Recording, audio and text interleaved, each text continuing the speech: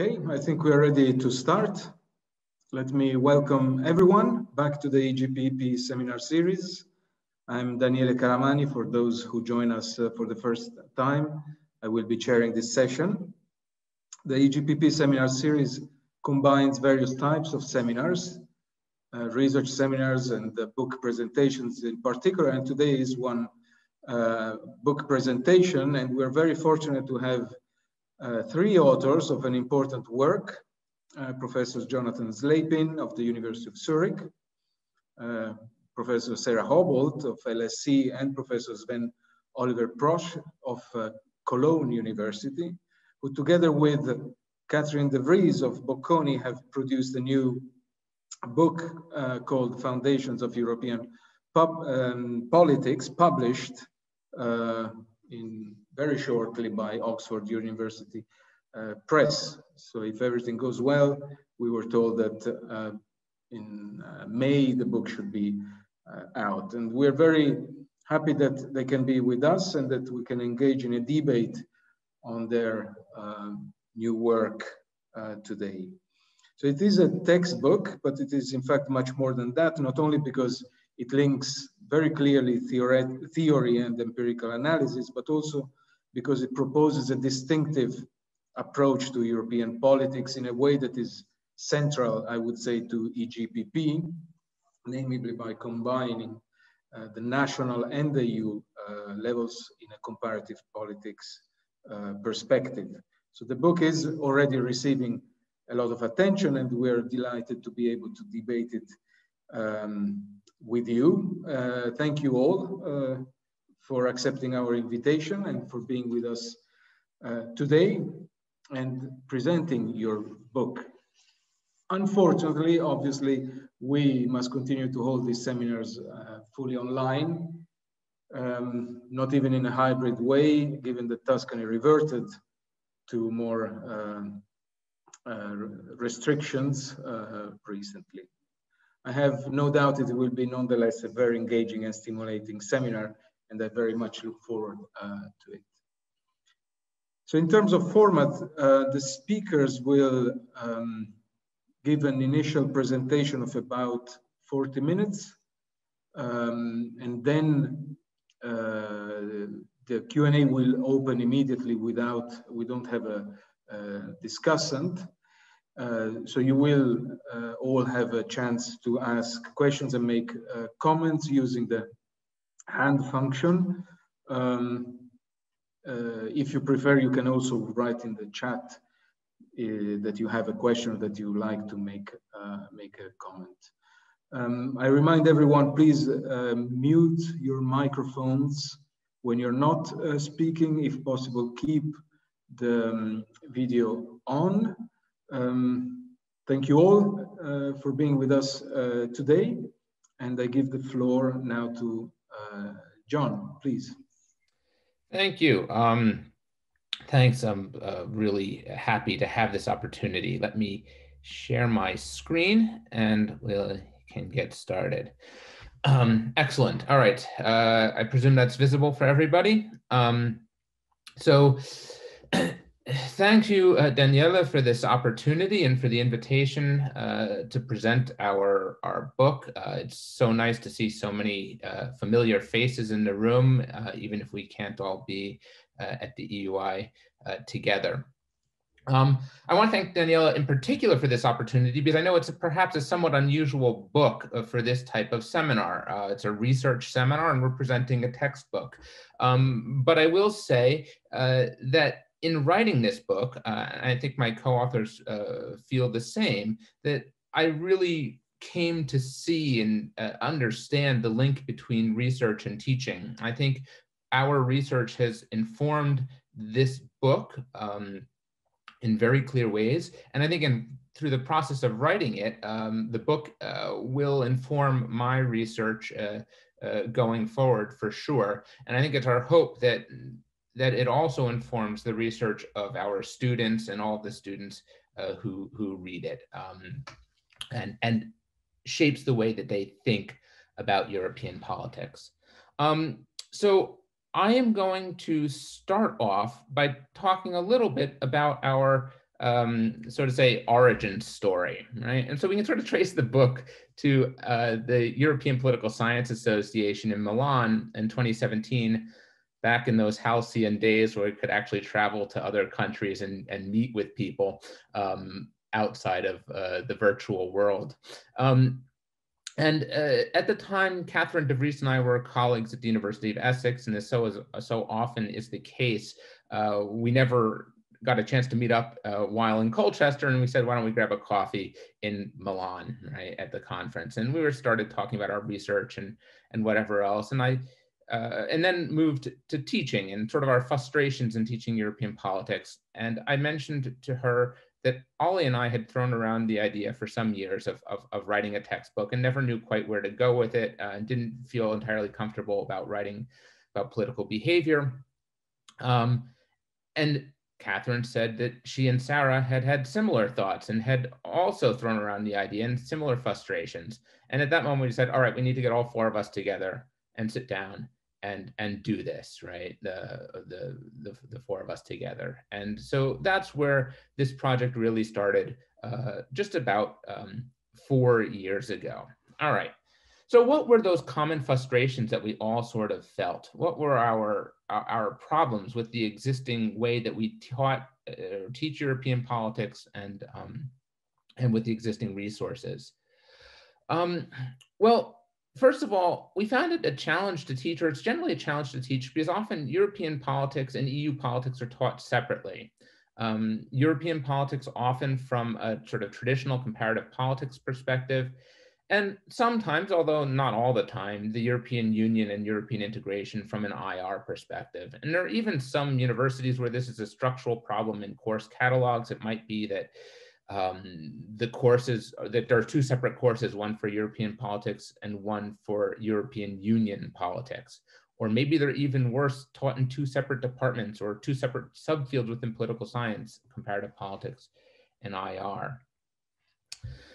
At the same time, traditional textbooks may either sort of take a sort of country-centered focus without perhaps a strong theoretical foundation, or use theory, but without a connection to recent advances in empirical research. In sort of a traditional textbook setting, it's difficult to bring in empirical data and data analysis in a substantive course. This is not just a problem with European politics, but perhaps more generally.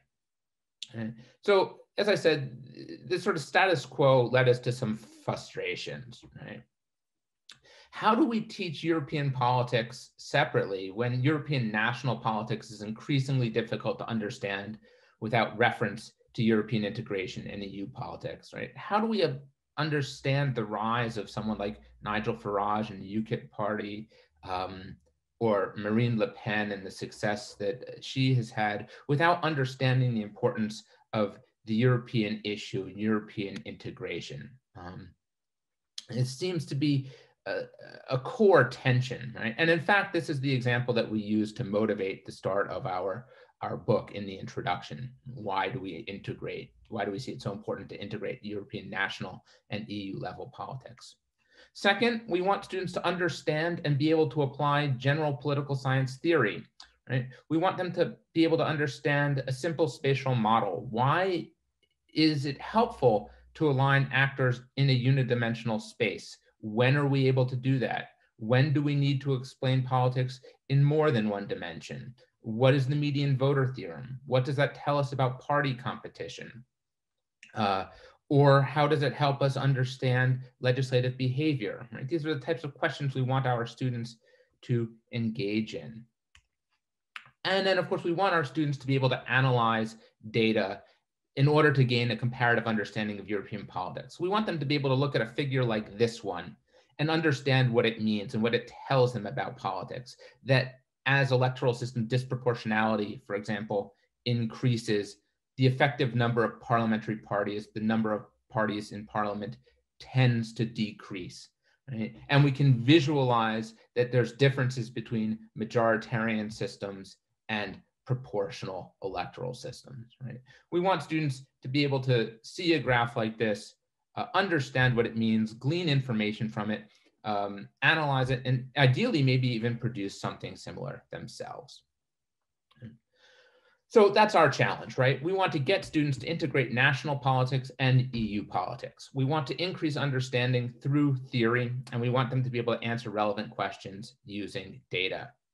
And we thought that this requires a rethinking of how we teach European and EU politics. We want to do both in one book, in one course, and weave in data to answer questions that provide evidence for theoretical arguments. Right. So to do this, we take what we say is an actor-centered approach, right? We focus on voters, parties, and governments, as opposed to say just institutions alone, just like how does government look like, for example. We introduce a theory of democracy from first principles, and we do so right away in the opening chapters. And then we apply that theoretical model throughout to all the different topics. And in particular, we take a theory of delegation, a chain of delegation from citizens, voters as the ultimate principle through to parties, to governments, and the policy outputs. And not only do we describe that chain of delegation, sort of a principal agent approach right at the beginning in the theoretical chapter, but then we actually follow it throughout the outline of the book. And I'll show you that in a moment. We then develop data exercises that introduce students to common data sets that we all use regularly to answer important questions in political science. And we do this on an interactive website that Ollie will show you at the end of the presentation and provide some examples. And then, of course, we offer up-to-date coverage of topics such as Euroscepticism. We have a section in the policy chapter on healthcare and the COVID crisis, Brexit, democratic backsliding, and the like. So what don't we do? Well, of course, we can't do everything. And so one thing that gets left out in this approach is sort of all theoretical angles. We definitely take a clear theoretical approach, and that means that we cannot cover everything. So for example, we don't cover constructivism when talking about European integration. It's not that that's not an important theory for understanding European integration. It's simply that we make a conscious choice to focus students in a particular way. We also do not separate theory from substance. We try to continuously bring it back in, right? We see this as a big plus, obviously. We hope you do as well. On the con side, of course, we think this is a challenge for students, and we're hoping that our students are up to this challenge, that they can really engage with the higher level theorizing to understand and make comparisons. And then, of course, we do not have country chapters or specific country focus. We weave countries and political systems in as examples, sort of much in the way that the Gallagher-Laver and Mayer book did. We do, however, repeatedly return to specific countries. We come time and again to the UK, Spain, Germany, Italy, Hungary, Poland, among others, and try to offer examples from those countries. We also, throughout the book, use breakout boxes. We have 3 types of breakout boxes: case studies, boxes on methods and measurement, and boxes that focus on controversies and debates in the academic literature. So our case studies, for example, cover things like the history of qualified majority voting in the European Union.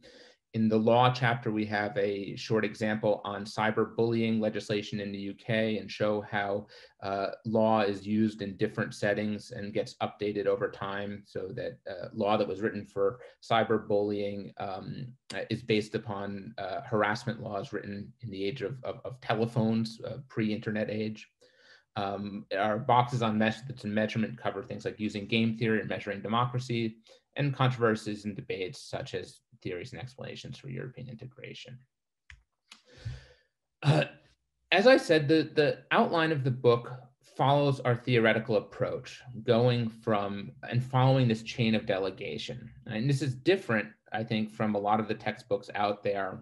If we go back to the Gallagher-Laver and Mayer book, they start with focus on governments. We start, though, with a focus on citizens and voters after having talked about democracy and theory first. So we start with a section on theoretical foundations.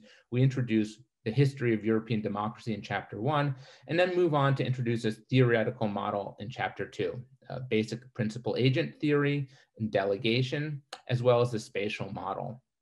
Chapter 3 brings in delegation to the European level and multi-level politics, introducing a theory of European integration. And attached, as I've said, attached to each of the chapters is an exercise on the website. So chapter 1 exercise introduces the VDEM project and visualizing democracy indices. Chapter 2 introduces a little example of a spatial model, and chapter 3 introduces the Hug-Marx regional authority index.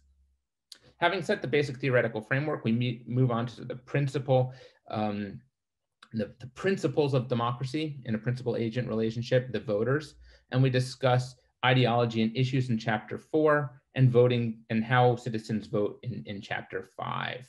Right. Here we use Eurobarometer data and the European election study in our online exercises. We then move up one step further on the delegation chain to elections and parties, right? Of course, voters delegate authority to parties, and the way that they do so is through electoral systems. So chapter 6 talks about those electoral systems and direct democracy. Chapter 7, I think, is one of the chapters that we're particularly proud of and is somewhat unique in talking about representation. What do electoral systems mean for how the ideas and ideology that we talked about in chapters 4 and 5 get translated into policy, and what does that mean with respect to congruence and responsiveness of political systems. We then move on to political parties and party competition. And here our exercises introduce the ParlGov database, the comparative study of electoral systems, the Chapel Hill expert survey. And then for chapter 9, we look at parliamentary debate using the Parl speech corpus. One step further up the delegation chain brings us to governments and policy. And here we talk about how do governments get made, how do they make law, what's the link between government and parliament. And then in the final chapter in this section, what are actual policy outcomes? Again, we go back to the ParlGov data set. We look at ministry allocation using the new WhoGov data set. And we use some European data on environmental politics for chapter 12. And then in the final section, we talk about rule of law, judicial politics, and then we wrap up by offering some speculation in the final chapter as to what we think might be important and what might happen in European politics in the future. So that's the broad outline for the book. I'm now going to turn over the floor to Sara, who's going to walk us through some examples of how we talk about a particular issue over the course of multiple chapters. Thank you, John.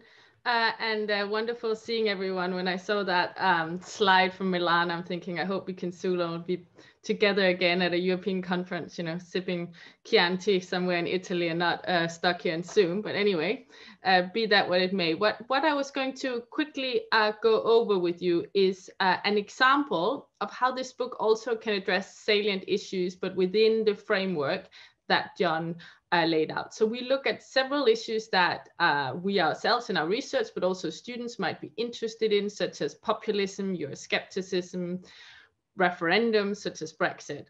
But we still try and do it within the framework outline, namely integrating how national politics links with European politics, understanding within the broad theoretical framework of delegation and social choice theory that John outlined, and also importantly answering it with the data that we have available to actually examine this empirically, and giving students an understanding of what data is available and what are the pros and cons using different data sources. So one example is Euroscepticism, which is an interesting and important example in itself if you want to understand European politics. but it's also one that really highlights as an issue, a new issue that has reshaped public opinion and party competition and governments and European integration, how all of these questions can be addressed. So we start from the beginning of the delegation chain, looking at voters and ideology and issues, understanding what is the nature and impact of Eurosceptic attitudes. That we look at in chapter 4, and we also have an online exercise that that students can, to get their hands dirty and actually look at Eurobarometer data and look at how that looks in reality. Then we look at also how institutions might moderate the extent to which attitudes matter on Europe in terms of actual policy impact, looking specifically at referendums on European integration in chapter 6. And then in chapters 8 and 9, we look at the impact of Euroscepticism in party competition, both in terms of what sort of parties mobilize the issue, what is the impact, and how can mainstream parties respond. And here again, we have an exercise for students using chess data now to analyze party position. So again, giving students an understanding, how can they be researchers themselves and answer the questions they might be interested in. So John, if you want to move the slide, John is my lovely assistant this morning or afternoon, as it is in your part of the world. Okay, so starting with voters and attitudes, what we look at is we have a chapter 4 that looks at different attitudes, and Euroscepticism is an example of a new issue that doesn't necessarily align neatly with the one-dimensional model of electoral competition that we have presented to students. So it's a way of complicating this model and look at what when there's a new issue arising, such as Euroscepticism that's mobilized that voters care about. So it's a way of complicating this model. It's also a way of trying to understand what drives Euroscepticism for individuals and what drives a variation across countries, like what you see in figure 4 there. And also we have a box that looks at how you measure it in terms of how do you actually measure Eurosceptic attitudes. But again, we've then returned to it and try and understand how it relates to perhaps a two-dimensional model of electoral competition that is better served, we argue, to understand European electoral competition. John, do you want to? Now, institutions also matter in terms of how Euroscepticism and Eurosceptic attitudes might impact actual policy making. And particularly, we know that there have been a lot of referendums on EU matters. Of course, the Brexit referendum might have been the most consequential and salient of them, but it's by far, it's not the only one. So we also look at, in our chapter where we look at direct democracy, why there's been an increase in referendums on the EU, what has been the impact of European integration? And we have a specific box and that looks at the Brexit votes and the impact of that. So here's just, again, data looking at different referendums on European integration and the so-called non-cooperative outcomes, in other words, outcomes that go against European integration. And to give students also an idea of how these institutions of direct democracy can matter, both in positive ways in terms of representation, but also how they can reshape European integration. So that's again linking this national level of domestic contestation with the European level of European integration and EU institutions and how they have to respond to and how they are shaped by national competition and national contestation.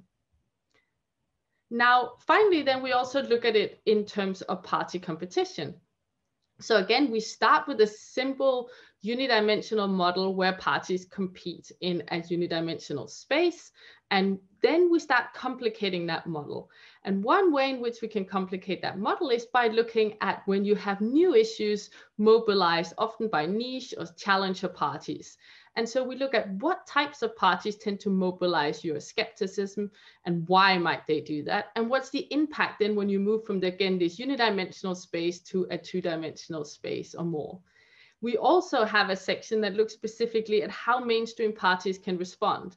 So with the rise of challenger parties and Eurosceptic parties, as we see here in figure 9.3, there is a question which is very policy relevant, is often of interest, to us as scholars, citizens, but also to students, is what do mainstream social democratic and Christian democratic parties across Europe do with these challenges from populist parties or from Eurosceptic parties? We also look at what sort of institutional opportunities are offered, for example, by European Parliament elections for these parties to get a foothold nationally. Again, illustrating this link between the national level of party competition and the European level that also offers institutional opportunities for these parties to gain a foothold and to become stronger also nationally. So integrating the two levels. So that was just one example of how we think that that analyzing the national and the EU level together is important, understanding it within a theoretical framework, and also using data and presenting and allowing students to work with their own data if they want to answer further questions and to understand, how are our answers to these questions informed by the data we use. That was one example of how we feel that gives a better understanding of European politics today. So one way we're also doing this is actually allowing students, as John said, to play with these data. And now Ollie is going to present a website that we have put together that gives exercises for students and also teachers of European politics can use to illustrate this with some of the great data that we have in European politics. So over to you, Ollie. Thank you. So I'll share my screen now. Yeah, you should all now see a copy of the website. Of course, the website, you can just click on the link that Sarah just showed you, foundationsofeuropeanpolitics.com, and go along the presentation live, so to say. But I want to showcase a few things and why we have chosen to do this website this way. So again, as John and Sarah mentioned, we don't just want to talk about the theories and a particular analytical way of thinking about the national and EU politics, but we also want to open this treasure of data sources that are available and that are at the moment largely unused in teaching introductory classes on European politics. And there's, of course, a limit to a textbook approach, that a textbook by definition is sort of static, it's printed, even though we're now moving into more and more online resources. But there's limits that apply when we just use the textbook on its own. We have, as interactive resources, the usual kind of things that you would expect from a textbook. We have discussion questions, essay questions, multiple choice questions that students can use, and they will all be available on the Oxford University Press website. But we've invested in resources, not just in these resources, but also in providing this interactive website that allows and exposes students to data sort of in the with a low hurdle and in a fun way. At least we hope that it will be a fun way. So the website here doesn't have all of the resources that I just mentioned. So the slides for the textbook and all of that will be on the OUP website, and the link will be there. But what you see up here is this data descriptions and exercises. And so you see that we have here now links to all of the data sets that John briefly presented earlier in the presentation for the respective chapters. However, this website is completely open source. You can, of course, use all of these interactive data exercises on their own. So there's no reason why you necessarily have to use the textbook. Of course, there's a clear link to the textbook. So we hope that you do use the textbook, but we want to make this an open source interactive experience for as many students as possible. So you see here that there's always two links for chapters. One is a data set description, and the other one is an exercise. Let me just showcase here for the remaining 10 minutes, 3 exercises. I'm going to click on chapter 5. So if you go on chapter 5, this is what Sarah just mentioned. We talk about voters and voting decisions. And here we talk and introduce the European election study. So what's the goal here of this data set description? It's essentially a very easy, non-technical way of describing what this data set looks like, what's contained in it, who's compiled the data, where you can find the data set. And we provide some basic statistics, visualizations, and description of the variables and what they mean, right? So you see always excerpts here, for example, of the data set. some visualizations of most important problems for UK voters, for Irish voters, or by party. And this is these are word clouds of those mentions. Then a description of what kind of ideological questions are contained. And at the very end of this data set description, you find a link to this interactive activity. And you click here, you are connected to a server that is standing in Zurich, which runs interactive R-Shiny apps, so which have the data set essentially stored on them, but allow students to now work with that data in a visual way. Right? So here the exercise is to look at this European election survey from 2019 and to answer questions that we pose here. So each of these exercises has a few discussion questions. And here the idea is, how much of a consistency is there in vote choice between national elections and the European Parliament election, right? Which is one of the key themes, obviously, that we also address in the textbook. So you can choose here, for example, Italy as an example, and see that compared to the 2019 European election, how much consistency there was when you compare that to the previous vote choice in the previous national election, okay? So if you read here, for example, this row Lega, that about 78% of the respondents in the European election survey in 2019 it also voted Lega in the European Parliament election 2019, and you see where the other respondents essentially indicated what they chose. And we can also then zoom in here. We can choose, for example, Lega, and then choose a measure, one of Euroscepticism or government satisfaction. Let's look at Euroscepticism and what respondents essentially say that what kind of European integration they support, right? So this is a direct measure that was described in the data set description. And we see here the support for EU integration by voters of Lega. First of all, the descriptive analysis. And then here is essentially a visualization of a statistical model that's being run live on the server. We don't go into detail of the statistical model, right? It's a vote choice model.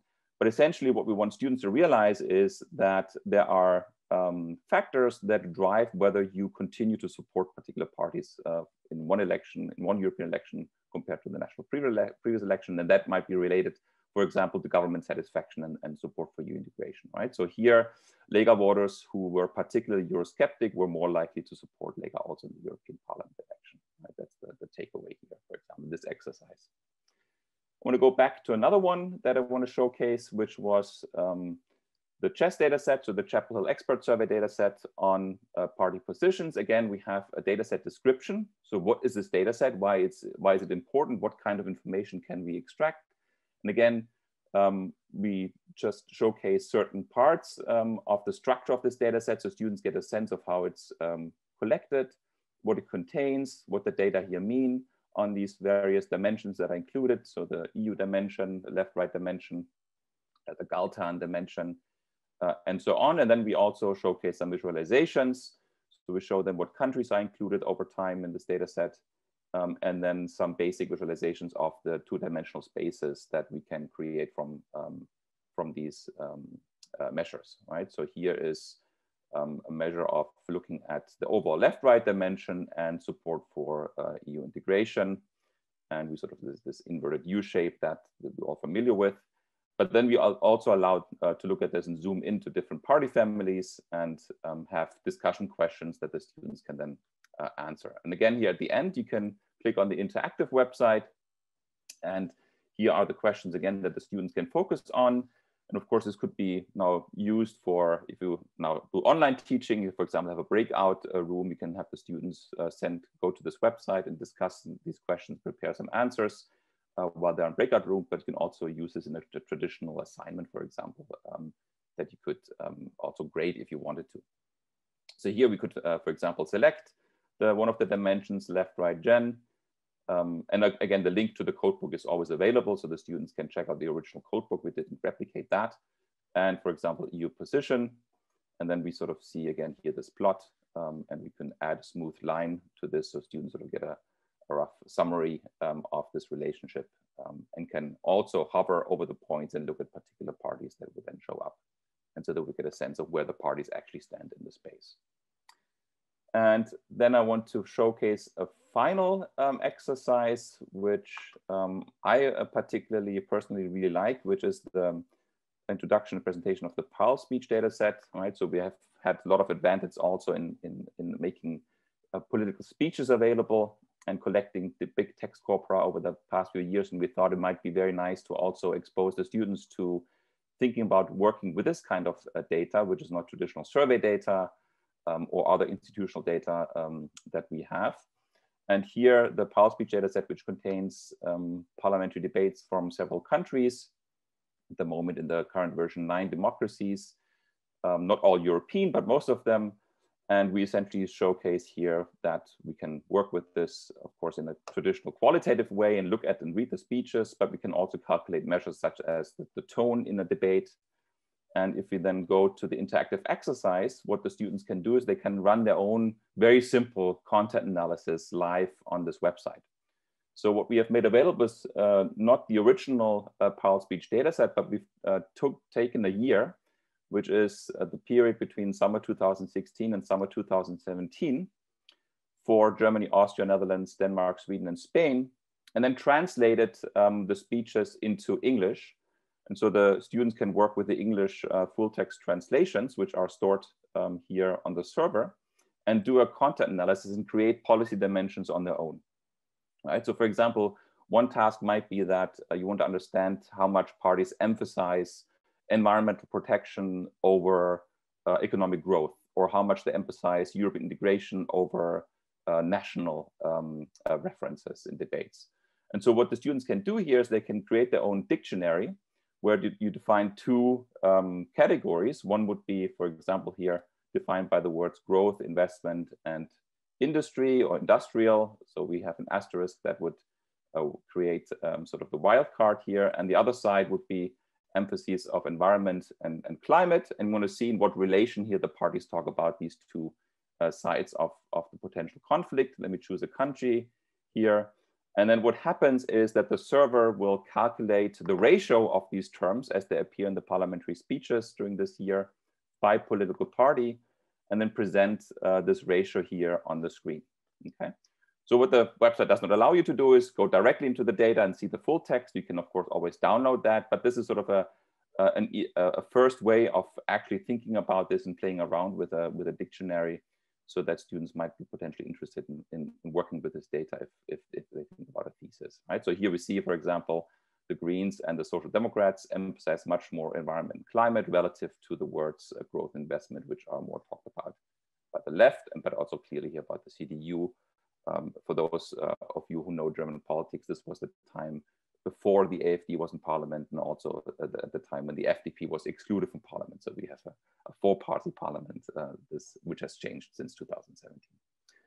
So this was like a quick rundown of this interactive resource. And we also have a link here to an email address if you detect any issues with the website, if there are any things that you think could potentially be improved. We would love your feedback if you use the resource. And this is a living interactive resource. We can adapt and probably will adapt it over the coming years. And I think that's the advantage of having this in addition to the static textbook. And yeah, we also would love to see your feedback on this if you decide to use the textbook. So thank you very much.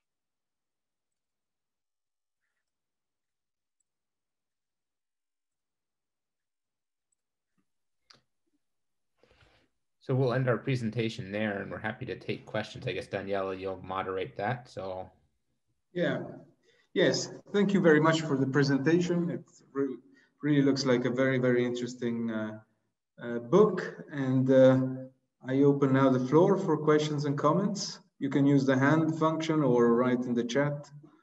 That's the easiest. Yes, I have a question from Julia Gray. Please go ahead. Hi to everybody. Thanks so much for this excellent presentation. And thanks too, I'm so glad that you know, these in-person times allowed the 4 of you to collaborate on what is a fantastic book. And it is like so satisfying to see such excellent people working together so harmoniously, you know, in this sort of super group way. It's like the traveling Woolworths of European studies. So I have a question, and I don't want this to come across as a critique, because I appreciate that each book has its limitations in terms of what you can and can't include. And obviously one can study the EU from a variety of dimensions. But it's a genuine question about like how well your approach pedagogically as well as theoretically applies to Eastern Europe. So I noticed that like in your slides 13 and 14 that, you know, you don't include obviously a lot of these Eastern European countries until they become EU members, which was like 2004, 2007, a bit later for Croatia.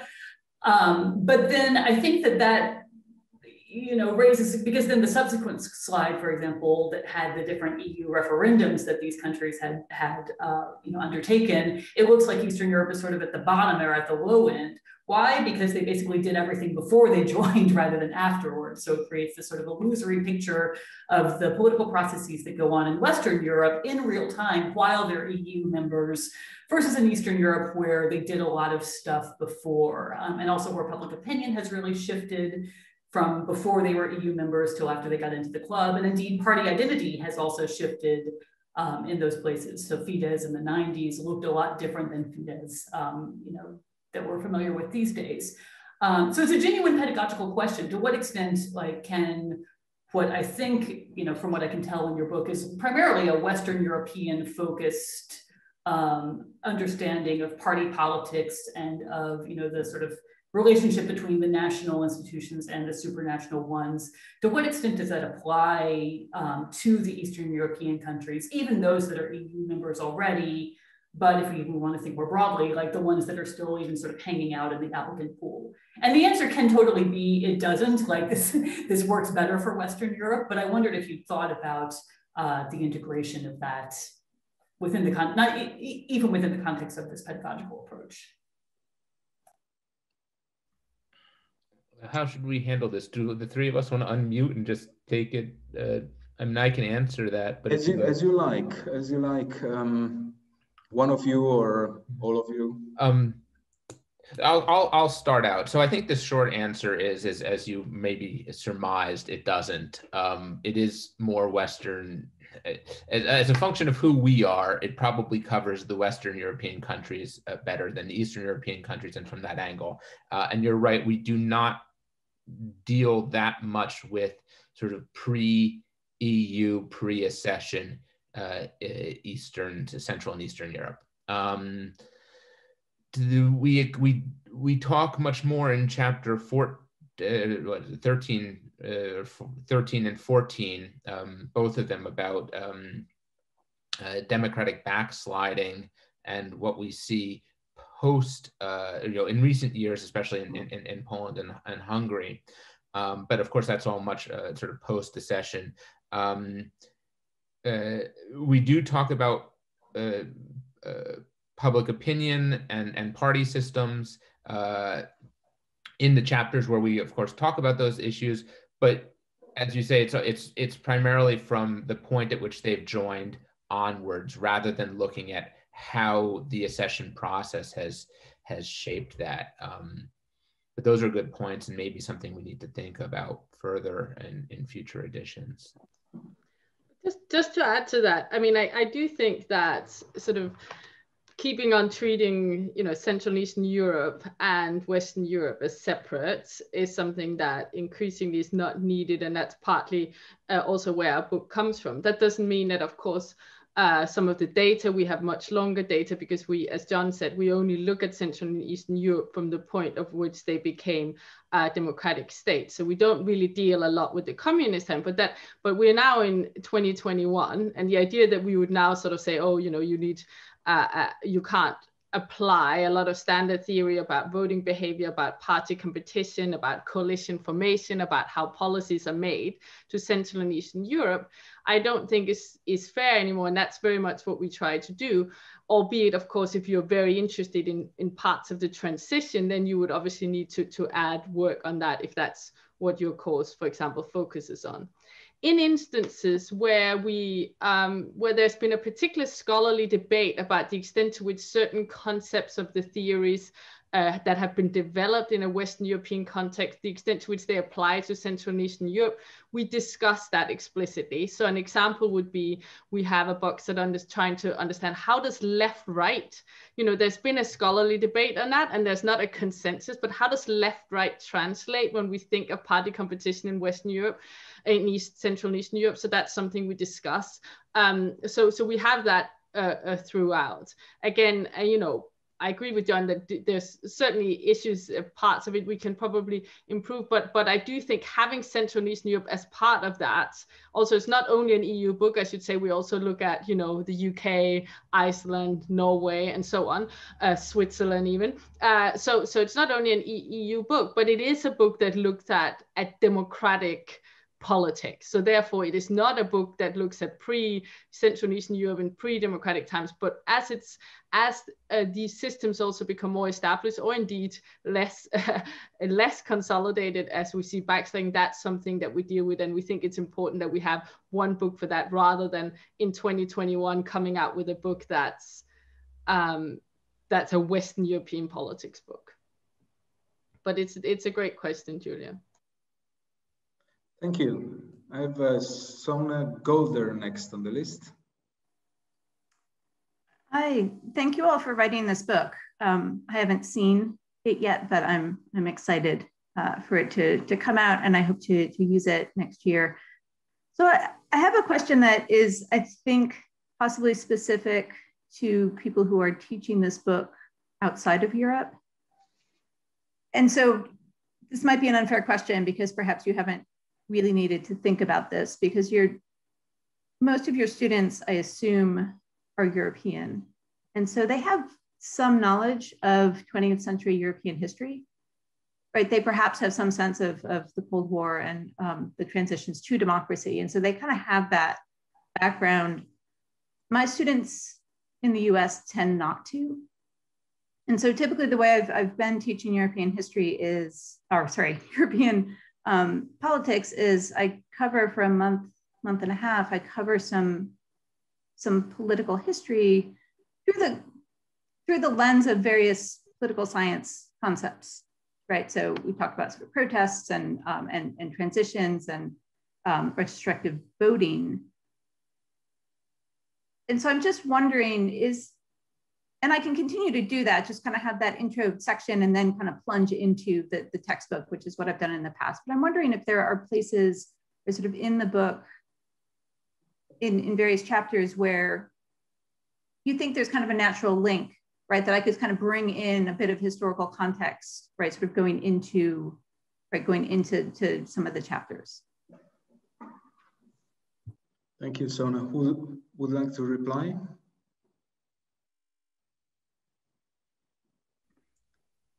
I can reply again, but if Ollie or Sarah want to. So I think you could naturally build that into chapters 1 and chapters 3 would be the places where I would see that sort of fitting the best. So in chapter 1, we do cover sort of basic history of the sort of advent of democracy across Europe. And so we talk about how we have a section on democratic development. And we talk about modernization theory. We talk about some theories of democracy and democratic development. We talk about transitions to democracy across Southern Europe and Spain, Portugal, Greece. So there's a historical element there. And then there's also a historical element in chapter 3 when we talk about delegation to the EU level and how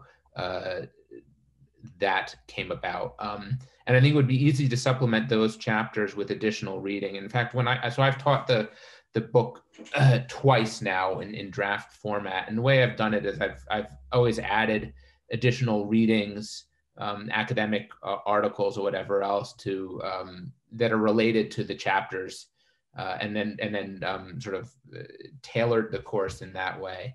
And so I think that's very doable. I'm trying to. Those are the places where I see it easily, most easily fitting in. Maybe my co-authors have other. Yeah, if I can maybe chime quickly in here. so we don't have a special first chapter that's specifically on a lot of the historical detail. I mean, there is an introductory chapter that John just mentioned, which provides a broad overview, but I think if you want to go into details, you would have to complement that. And I think part of the reason why we made it that way is that we want this book to be versatile enough that it can be used at a very low undergraduate level, but also as a resource, for example, at upper undergraduate or entry-level master level.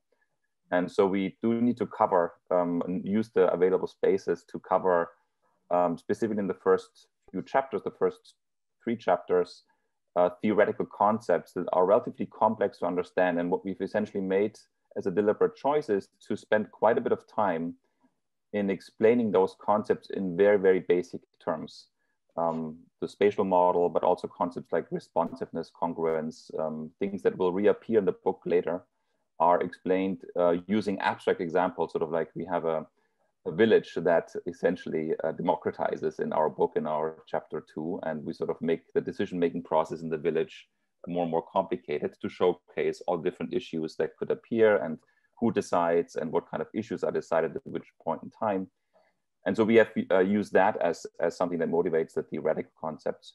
But I think the book can be easily complemented along the lines that you just mentioned. So if I were to use that also in the US at an undergraduate context, I would definitely sort of add a historical component to that at the beginning, but the book doesn't cover that. At the same time, if you were to use it at the master level, you could directly delve into also supplementary articles that are much more research oriented. They could be very nicely built upon the chapters that we have that talk about the concepts. Sarah, did you want to add something? Just to say that, Sonia, and I'm first of all, well, thank you for getting up so early. That's a real honor that you're here. And I think when I've taught this in draft format to American students, albeit granted American students who are meant to be in London, although they're not in London, but you know what I mean, not Europeans. I think you can certainly supplement it with more history, but also because we use the sort of standard political science concepts that are often taken from a lot of that literature, of course, is actually very US centric. It's quite easy for them in a sense, oh, that's a bit like Congress. Or, so that's the other parallel, that they don't find it's this weird, odd world that, you know, because sometimes the EU is taught in a very sort of sui generis way that actually makes it, I find, harder for American students because we do it much more as a political system, taking a lot of the concepts from comparative politics, just like as in your book, or from sort of political science more generally, like the voting behavior literature and the party competition literature. I do find certainly my American students have found that, you know, they often come up with lots of excellent examples comparing it to the US. And so in that way, I think it works for my experience has been it works for that student. But of course, if you want to, which I totally understand, you'd want to really understand that they have a very in-depth understanding of the kind of history of development of aspects of European politics that are unique, then you'd probably need to supplement it. If I maybe can just add one more small thing to what just Sarah said. So I think one of the advantages, in particular in the US context, what also John mentioned at the beginning of the presentation, is that the traditional comparative politics course on Europe usually has a hard time including the European Union level or sort of linking that to the type of concepts that are introduced in these comparative politics concepts. And I think that's where the book is trying to make an improvement that even if you haven't taught it that way before, the book allows you to explain it to the students that there is this additional layer of government. And here are certain common concepts that we've also applied to national politics that we can use to understand the European Union level. By no means it explains everything, and it's not our goal to do that. But I think getting students to think about what happens in Europe in this integrated way right from the beginning is hopefully sort of resource that, in particular in the US, helps students also understand developments in the EU in a different way that maybe can be taught in some of the classes that are available. Thank you. I would have myself a question on this last point that Sven-Oliver just mentioned, but maybe if I may, can I start with a different point and see how you react to this? I must say, I think you set a great example by writing a textbook of this quality and level. But also, you set an example because you are all established and very successful researchers in the first place.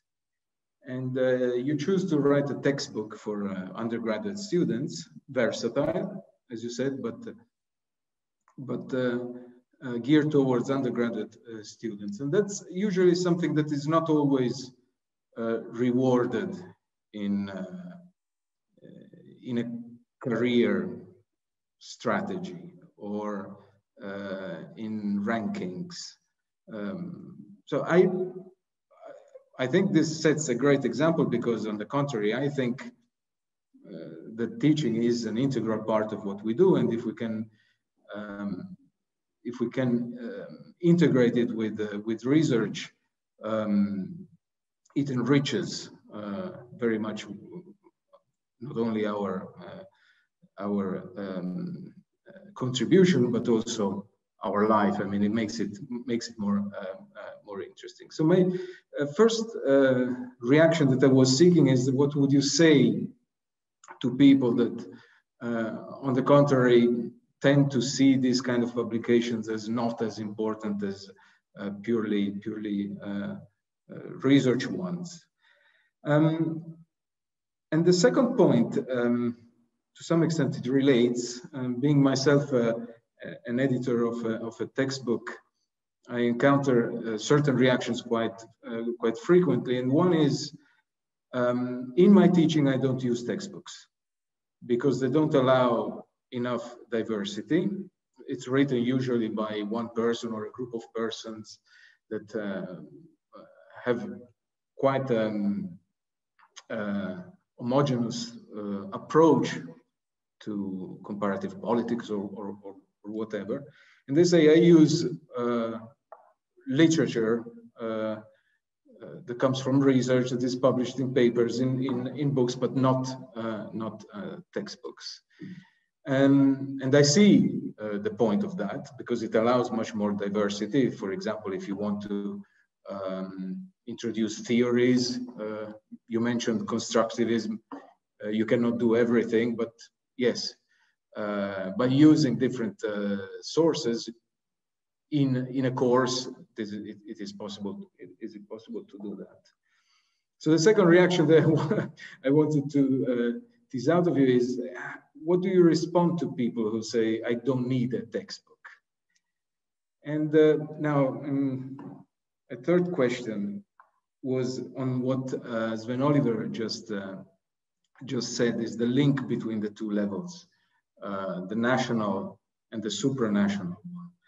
I guess that this is quite typical for Europe, so it justifies, it legitimizes a book on Europe, because probably it's the only instance where we have this kind of relationship between the national and the supranational levels of governance. But you seem to equate them quite a lot. You seem to say the tools that we have for national political systems can be used also for the EU one. And that prompts the reaction by saying, yes, but they're not exactly the same. I mean, the same way that two countries are not the same, but still you could say all countries are sovereign. At the very least, they have this in common. The EU is a different beast.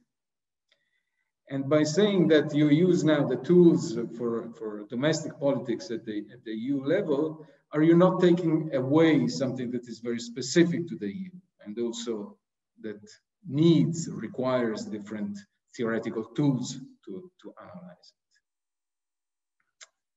Thank you. Shall I start? We might have different opinions on some of these. I mean, just on the first question, you know, why write a textbook? I mean, we are all full professors, so we have the liberty. And the reason I say that is because it's certainly not something, certainly not in the institutions I've been at, that's rewarded. And I think that is a bit of a shame in the sense that, first of all, I thought personally, I must say, it's been hugely rewarding. Of course, mainly working with Ollie and John and Catherine on it, I've learned a lot from. But for me, sort of, and many of you here, or some of you in the audience, like yourself, Daniele and Sonia, have written textbooks, and you know that, you know, every sentence, every paragraph, you have to really think about, well, how do I distill this to the essence, not using jargon, not using, you know, what are the important key debates and so on. And I certainly personally learned a lot from it.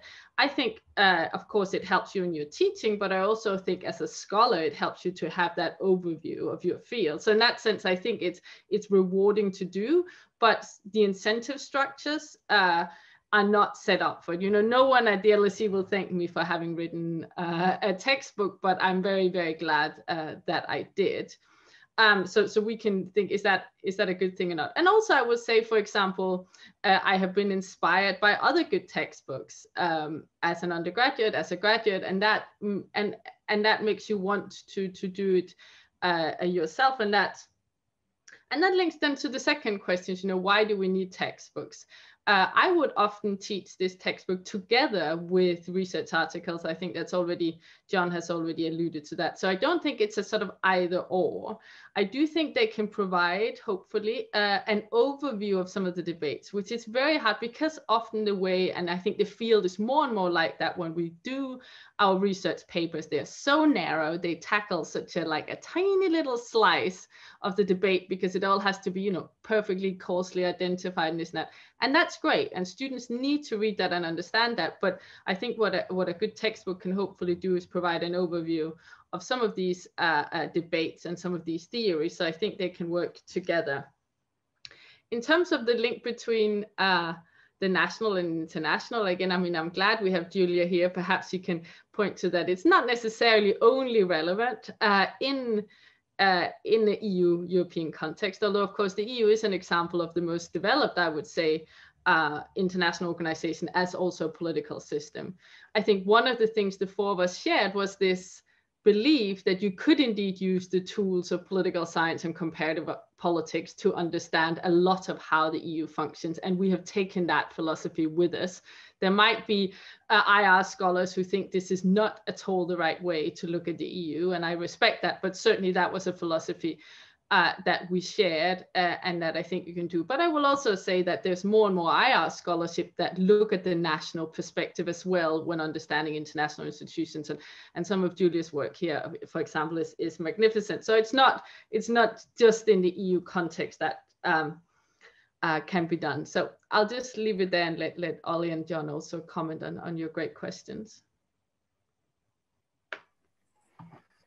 Yeah, so I think I just want to echo what Sara said. I think what's the value of writing a textbook? I think two things, right? There was this coincidence that John described, that we all had the same idea at the same time, but also we were, I think, at a stage in our careers where we wanted to do this and also give something back in a sense. I think there's certainly the joy of teaching that's combined with also a shared philosophy of how we should teach it. So certainly, I think all four of us want to use this in our own teaching and don't just write it for everyone. I think there's certainly like a shared understanding of that this is a value also and it will inform our own teaching. So even if university administrators don't necessarily value it the same way as a research article. I see it the same way. Do we need a textbook? And I think here, I just want to reiterate the point earlier that we tried to strike a balance between a very introductory level and one that also reaches students that potentially are more advanced and want to focus in on a more research-oriented way of studying political science and European politics.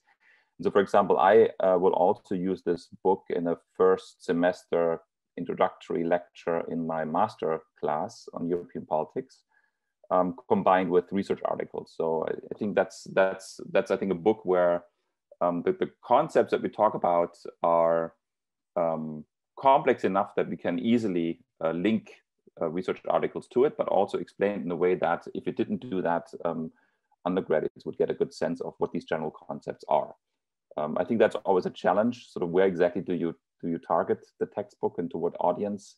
And in addition, I think we have this notion that it should be usable in Europe as well as in the US and outside of Europe, other countries. And again, that's a challenge as well, given that we do talk about specifics and also EU jargon that hopefully is defined well enough in the glossary in the book, but at the same time, has to be talked about and mentioned. And then with the link between national and EU level, yeah, I agree that I think the more homogeneous perspective that we introduce, an analytical perspective, certainly comes at a cost by not necessarily talking in the book about all the other alternative approaches, but that's a deliberate choice. And we say that actually very early on in the book, that the reader can expect exactly this kind of book, that we, rather than taking a very broad perspective and say, this is how you can address the problem from 10 different perspectives, we propose one, but then also critically discuss that and apply it throughout the book, which is, I think, is a particular pedagogical approach that we just chose to do with the book.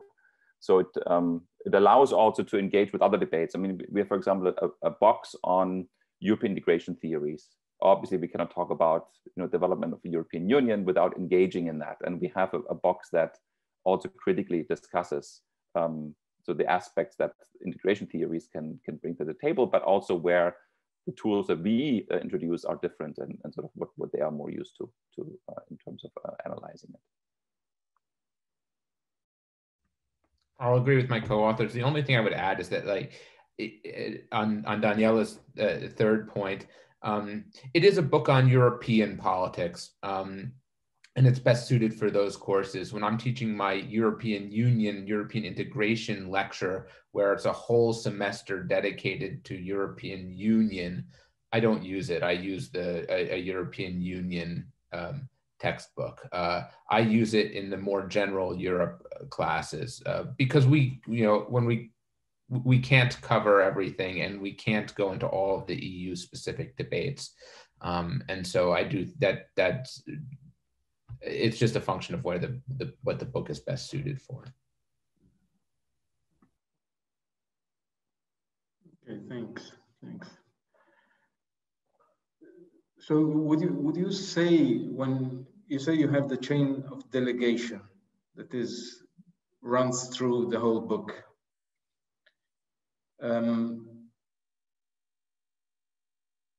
So it runs through all the processes that are common to all political systems, but it would look a bit different in the case of the EU political system.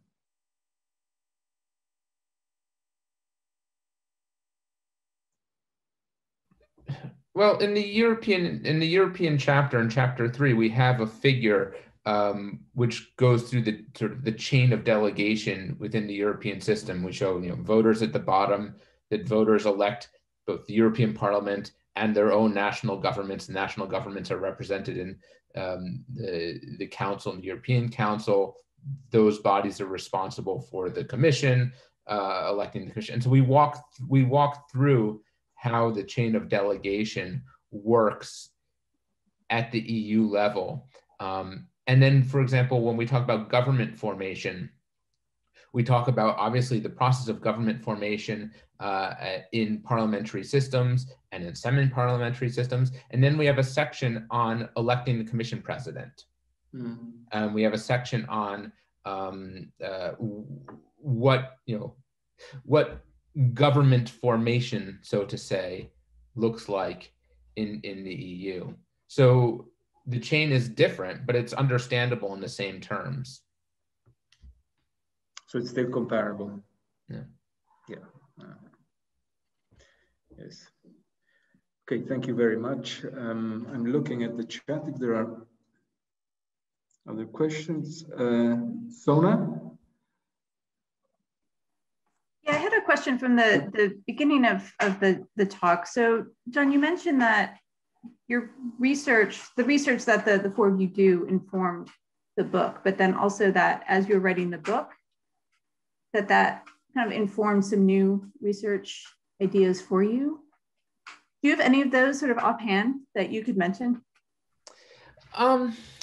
I don't know whether I can say anything concrete. What I will say is that what it, like Ollie said, is that it forced me to go back and think about literature that I hadn't looked at in a long time, revisit the political behavior literature. You know, some of the stuff that Sara and Catherine wrote. It's just stuff that, you know, I was familiar with maybe many years ago and hadn't looked at in a long time. And it really forced me to go back and reread and rethink about, you know, what are the links between political behavior and attitudes and, you know, and government formation or legislative politics or whatever it may be, and think about, well, maybe that's something I need to build in more going forward, or how. So I guess I'm not able to think of a specific idea perhaps, but I'd like to think that sort of in the grand scheme of things, it was very beneficial to having to go back and redo this sort of stuff. So you make it sound like writing the book was kind of like being on sabbatical and sort of getting immersed back in the literature. Yeah, if only. A very active one with a lot of other things going on at the same time. But yeah, it was nice in that sense. I have Adrien Héritier on the list.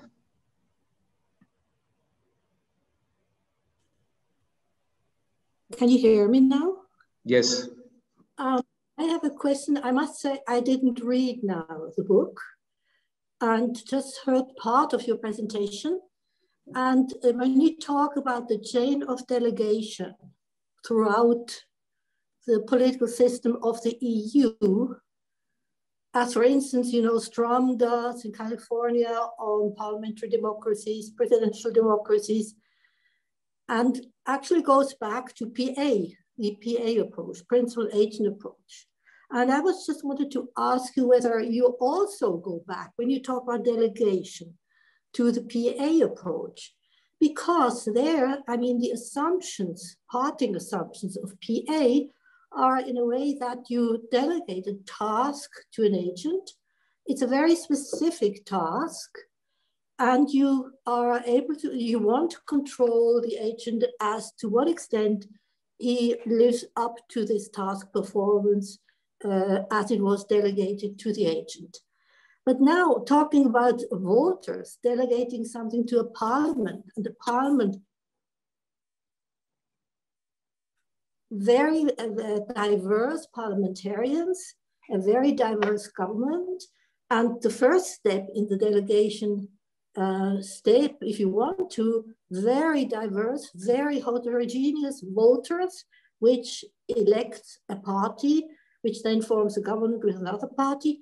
How could you possibly then talk about delegating a specific task to an agent, which then can be clearly controlled whether he does perform this task?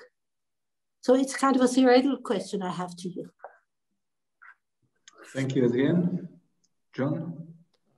I can start off. So the short answer is I think we try to do both. In that in chapter 2, in our theoretical chapter, we talk about delegation in terms of a principal agent problem, and we walk through exactly as you said, the problems of principal agent relationships, delegating a concrete task, issues of shirking, monitoring, and so on.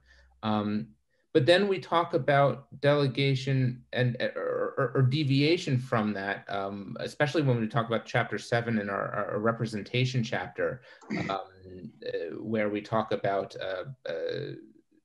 congruence and responsiveness. Yes, there it's not about a single task. There the nature of delegation is different. But a lot of the literature on going back to the U.S. Congress literature and legislative behavior literature uses a principal agent framework to explain this type of delegation, and so that's what we draw on as well. And that's the model that we take, I would say, when talking about that. Maybe add to that. So the the way of thinking about delegation comes into the chapters, but in different ways, right? So for example, we talk about voters and voting decisions. It's a very good way of connecting to retrospective voting and performance voting. But at the same time, the chapter makes the point that a lot of the voting decisions are prospective, and voting advice applications and all sorts of other tools that are used where essentially voters vote based on issues. And that's not the same kind of ex post sanctioning that a delegation model would suggest. So that's one hook into getting students think about the differences of how voting decisions take place. The same thing in terms of policy making and government formation, that parliaments do delegate to cabinets. And then it's about what kind of policies emerge from that and who is monitoring whom. And we talk about, for example, how coalitions resolve conflicts from a principal agent perspective, that the coalition party, the government parties, ultimately in parliament are trying to rein in potential ministerial drift, right? And that's again a hook to the principal agent model. And the same thing with the European Union and Commission president, right? That member state governments in the European Council are trying to choose Commission presidents potentially more in line with their preference than having some agent that's a runaway agent, right? And we talk about this case of von der Leyen's choice also most recently, in terms of this notion that ultimately the nomination has been by the member state governments, even though the European Parliament formally elects the Commission president. And so we have these different themes, but we can always connect them back to thinking about problems that could emerge and analytically applying the same kind of tool to initially engage with those problems. Of course, it's not a template that can be applied in a very naive way to all of these different issues, but it helps us engage the students and the readers initially with the kind of problems that we talk about when thinking about transfer of power, transfer of authority, either to different actors within the same political system or across different levels in the European Union, when, for example, member states do treaty revisions, and we talk about the treaty revisions in the same way, that certain competences may have been delegated, but again, the same importance applies to the way that you then control the actors responsible for those who have the power. Adrienne, would you like to follow up briefly? Yeah, 1 second.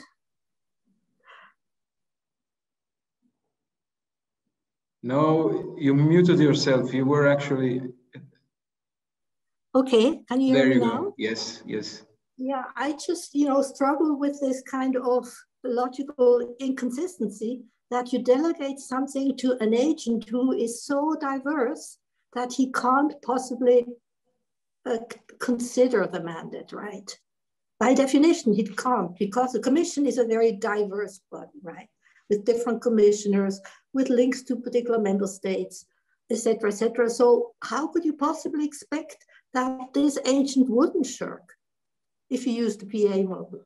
That's the problem, the logical problem, which I find very difficult if you use this kind of bottom-up delegation chain for entire political systems. I don't have any problems if you do it, if you delegate something to an independent regulatory authority with a very specific task, right?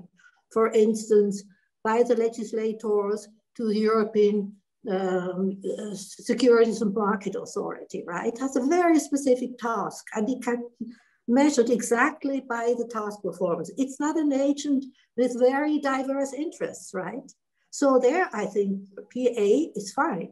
But if you use it for the democratic input process, where an electorate is so heterogeneous, has so many different wishes, and kind of then electing a particular party or a particular government, it just doesn't make sense in the sense of the strict sense of PA model.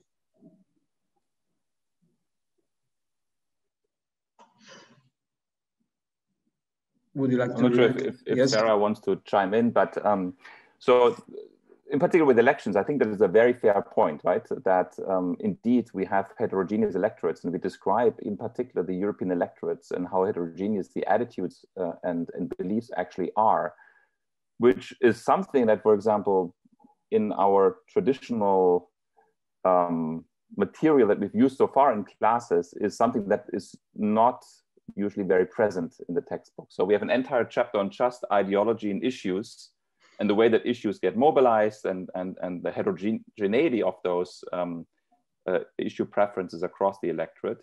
And then we connect it to voting decisions.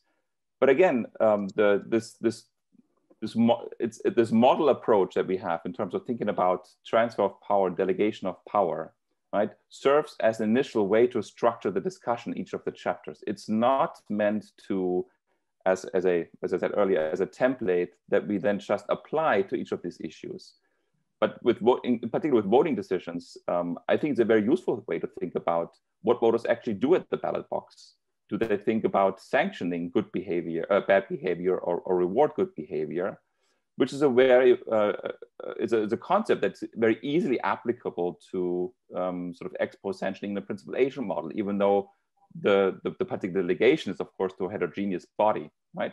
And so this is really the way that we have it in the book, and I think it's a good way to structure the discussion, while at the same time, absolutely, you're right. I mean, talking about this heterogeneity of issues, and I think in particular talking about preferences in a much more broader context is I think the strength of the textbook, because we do start with societal divisions, cleavages, and it goes to specific issues and how those can also be mobilized strategically by political actors, and they just don't just appear randomly. So maybe Sara can complement that on the elections. Yeah, I mean, just to say that, following up on that, what we do is exactly start with some quite simple models with quite strict assumptions that you can then criticize, and then try and loosen them up sort of one by one. But it's an analytical tool for students that I've always found very helpful when teaching, rather than just say, oh, now we have voting, let's see, and have lots of idiosyncratic models and factors and a million different explanatory variables. We start with a very simple model, and then we say, well, there are these and these problems. If we then relax this assumption, then there's a whole literature, for example, in voting. So we might start from a very simple spatial unidimensional model of voting. And then we relax the assumption that that it's a unidimensional space. We might relax the assumption that voters vote primarily on the basis of issue attitudes and policy positions of parties. And we can go through each of those in turn. And for each of those, because remember, this is a textbook, it's not us trying to, while we do have a standard approach, we're also trying to cover the important debates in the field. And for each of these, relaxing each of these assumptions, we can then go through, these are the big debates and the big literatures, but it's a way of structuring it that certainly I have found for students is very useful as a way of thinking about, because often as political scientists, we do have these models and theories, but then, and they can serve a purpose, and often, of course, they simplify the world, but making students aware of the way in which they simplify and the way in which each of these assumptions, once we relax them, what then happen, and you end up with a picture of European politics that is then maybe more accurate, but also you have a much less, at the end of each chapter, much less kind of clear, simple model of politics. So I don't think we necessarily disagree that there can be issues with, for example, a principal agent model, but we start off with these models, and then we try and understand theoretically how have these debates played out in the literature, and empirically how does that apply. You can see, hopefully you can have a copy of the book, you can see whether it works for you, but certainly there is a big literature also within the EU that uses the principal agent model to understand how voters delegate, both directly to the European Parliament and indirectly through national parliamentary elections, to parliaments, to governments, the way in which John and Ollie set out, that is a useful starting point before you then start complicating that. Okay, thank you. I don't see further requests for question or comment. It is basically 2 o'clock and the seminar comes to an end. Thank you very much again, Sara, John, and Sven-Oliver, for your stimulating and engaging presentation of the book. Good luck with it. I hope you will soon have the opportunity to work on a further edition and bring in a lot of the comments that you will receive. It has been a true pleasure to have you, and I want to thank you again for your time. Thank you everyone for attending and for the lively discussion. We'll reconvene in 2 weeks' time with a research seminar by Lukas Schramm on variations of crisis outcomes in European integration. And I hope I see many of you again for another stimulating session of the EGPP Seminar Series. Thank you very much again. Have a good day. Thank you very much for having us. Thank you. Thank you so much.